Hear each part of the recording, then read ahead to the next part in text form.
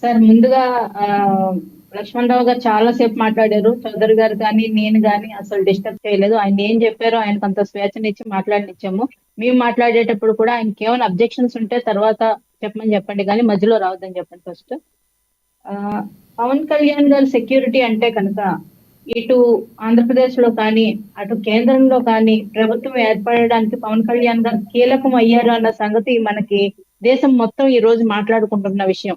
100% strike rate తోటి పవన్ కళ్యాణ్ గారు తీసుకున్న ఆ నిర్ణయం ఏదైతే ఉందో, అంటే 21 సీట్లకి తనను తను తగ్గించుకుని ఈ సుస్థిరమైన ప్రభుత్వం ఇక్కడ ఆంధ్రప్రదేశ్ లో కానీ అటు ఆ దేశ దేశంలో కానీ సుస్థిరమైన ప్రభుత్వం రావాలి సెంట్రల్ లో అని కానీ ఆయన తీసుకున్న నిర్ణయం ఏదైతే ఉందో ఈ రోజు రెండు వైపులా రెండు ప్రభుత్వాలు నిలబడ్డాయి.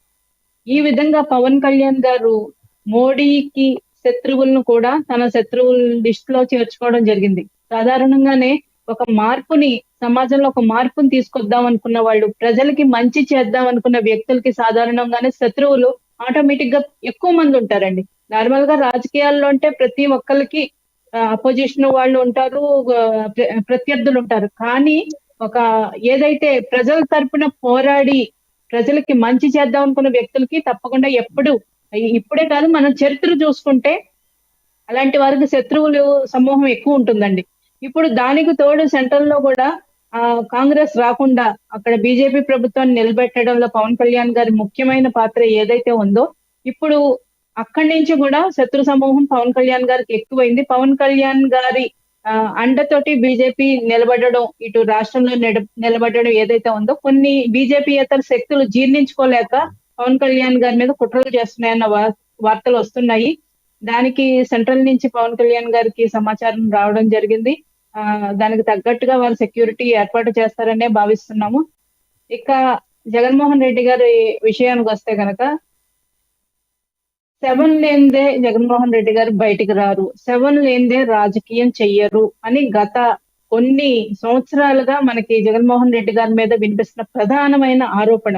అది టీడీపీయో జనసేనో కాదండి, సామాన్య ప్రజలు కూడా చాలా మంది ఎన్నో ఇంటర్వ్యూలు బయట పబ్లిక్ టాక్ తీసుకుంటున్నప్పుడు చాలా మంది ప్రజలు వ్యక్తం చేసిన అభిప్రాయం ఇన్ని అంటే, జగన్మోహన్ రెడ్డి గారు ఈ రోజు వినుకొండలో జరిగిన హత్యకి ఖచ్చితంగా పార్టీలకు అతీతంగా ప్రతి ఒక్క మనిషి అన్న వాళ్ళు ఖండించాలి. అంత అత్యంత దారుణంగా ఆ హత్య అసలు చూడలేకపోయాం ఎవరు వీడియోలు. అంత దారుణంగా ఆ హత్యని ప్రతి ఒక్కరు ఖండిస్తారు.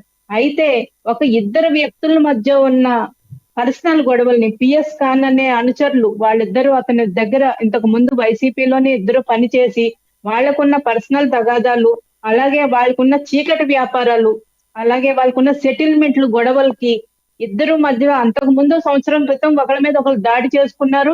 అప్పుడు కేసులు పెట్టుకున్నారు. మరి అప్పుడు ఉన్న సిఐడి ఏం చేసింది, ఇంటెలిజెన్స్ ఏం చేసింది, అప్పుడున్న పోలీస్ వ్యవస్థ ఏం చేసింది? వారు ఇటువంటి ప్రవృత్తి కలిగి ఉన్నారంటే వాళ్ళ మీద మరి ఆ వాళ్ళని అరెస్ట్ చేయడం కానీ, వాళ్ళ మీద చర్యలు తీసుకోవడం కానీ, కౌన్సిలింగ్ కానీ ఏది జరగలేదనే భావిస్తున్నాం. ఇప్పుడు మళ్ళా సంవత్సరం తర్వాత వాళ్ళు కొట్టుకుని చంపుకోవడం జరిగింది. ఇటువంటి దాని దగ్గరికి వెళ్ళి జగన్మోహన్ రెడ్డి గారు పరామర్శించడానికి వెళ్ళడమే ఒక పెద్ద విచిత్రం అండి. ఎందుకంటే ప్రతి దాన్ని రాజకీయం చేయాలనుకోవడం చాలా తప్పు. మీ కార్యకర్తల మీద కూడా ఎలక్షన్ అయిన తర్వాత 1-2 చోట్ల కొన్ని దాడులు జరిగిన మాట వాస్తవం. మరి ఏ కార్యకర్త దగ్గరకన్నా వెళ్ళి పరామర్శించావా? మొదటగా వచ్చి పరామర్శించింది ఎవరిని? ఈవీఎంలు పగలగొట్టిన పిన్నెల్లిని. అక్కడేమో పిన్నెల్ని నేను పగలగొట్టలేదు, అది వీడియో ఫ్యాబ్రికేటెడ్ వీడియో, దాన్ని మార్పింగ్ చేశారని అయ్యో నేను చేయలేదయ్యా అని మొత్తుకుంటుంటే, ఈయన బయటకు వచ్చి అవును రిగ్గింగ్ చేసుకునే అవకాశం లేదు కాబట్టి పగలగొట్టాడు అన్నాడు.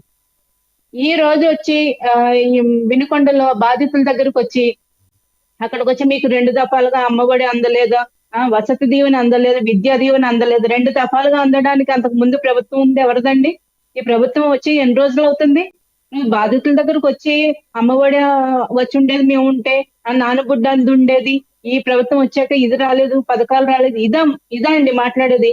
అసలు మీరు బయట చూస్తే కనుక వాళ్ళ కార్యకర్తలు కిందన్న క్యాడర్ అయితే ఏడుస్తున్నారు, తల కొట్టుకుంటున్నారు. అసలు ఎక్కడికి వచ్చి ఏం మాట్లాడుతున్నాడు, అసలు ముంచుతాడా మమ్మల్ని, ఏం చేస్తాడు పార్టీని అని చెప్పి అంత దారుణంగా మన మీడియా ముందు కూడా చూసారు మీరు. సుజాత గారు, అంటే చాలా జగన్మోహన్ రెడ్డి గారు చాలా- ఆ పరామర్శించడం వల్ల ఆంధ్రప్రదేశ్కి వచ్చిన ప్రాబ్లం ఏం లేదు కదా.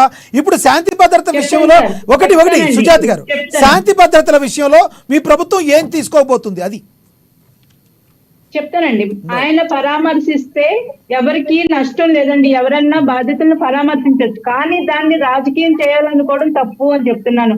లా అండ్ ఆర్డర్ ని ఆయన ఇష్యూ చేసేటట్టు ప్రజల్ని వాళ్ళ కార్యకర్తలను రెచ్చగొట్టడం తప్పు అని చెప్తున్నా. మీడియా ముందుకు వచ్చి స్క్రిప్ట్ లేకుండా పాపం మాట్లాడలేరు. ఆయన మీడియా ముందు మాట్లాడుతుంటే ఎవరో జర్నలిస్ట్ మధ్యలో ఇంటరప్ట్ చేశారు. ఆయన మీద విసుక్కుంటాడు, నువ్వు మధ్యలో మాట్లాడితే ఫ్లో పోతుంది. ఏంటి ఫ్లో పోయేది ఏంటండి? అంటే అసలు నువ్వు నిజంగా బాధ ఉంటే బాధితుల మీద మాట్లాడడానికి ఫ్లో పోతుంది అది? అంటే ఏమైనా బట్టి కొట్టుకుని వచ్చావా? ఆ పక్కన అంబటి రాంబాబు గారు ఏదో చెప్తుంటే కూడా ఆయన మీద విసుకుని వెళ్ళిపోతున్నాడు. అంటే ఈ రోజు నువ్వు నేషనల్ మీడియాని తీసుకుని వచ్చి నేను న్యూఢిల్లీలోకి వెళ్ళి ధర్నా చేస్తాను అంటే మేము ఒకటే అడుగుతున్నామండి, లక్ష్మీనాథ్ గారు, నువ్వు ఎవరెవరిని తీసుకుని వెళ్ళి ధర్నా చేస్తావు? మీ ఎంపీలని, ఎమ్మెల్యేలని, ఎమ్మెల్సీని తీసుకుని వెళ్తావు. మరి అదే డ్రైవర్ సుబ్రహ్మణ్యం చెప్పిన అనంతబాబుని కూడా తీసుకుని ఢిల్లీలో ధర్నా చేస్తావు పక్కన కూర్చోబెట్టుకుని? అసలు ఏం మాట్లాడుతున్నారు అసలు? ప్రభుత్వం వచ్చి ఎన్ని రోజులైంది? ల్యాండ్ ఆర్డర్ సెట్ అవడానికి మీరు టైం ఇచ్చారా? లాస్ట్ పోలీస్ వ్యవస్థని ఎంత దారుణంగా అంటే కనీసం వాళ్ళకి మినిమం సౌకర్యాలు కానీ, వాళ్ళకు ఉండాల్సిన ఇన్ఫ్రాస్ట్రక్చర్ కానీ, ఆయుధాలు కానీ ఏది లేకుండా పోలీస్ వ్యవస్థను మొత్తం నిర్వీర్యం చేసేసి సిఐడిని మాత్రం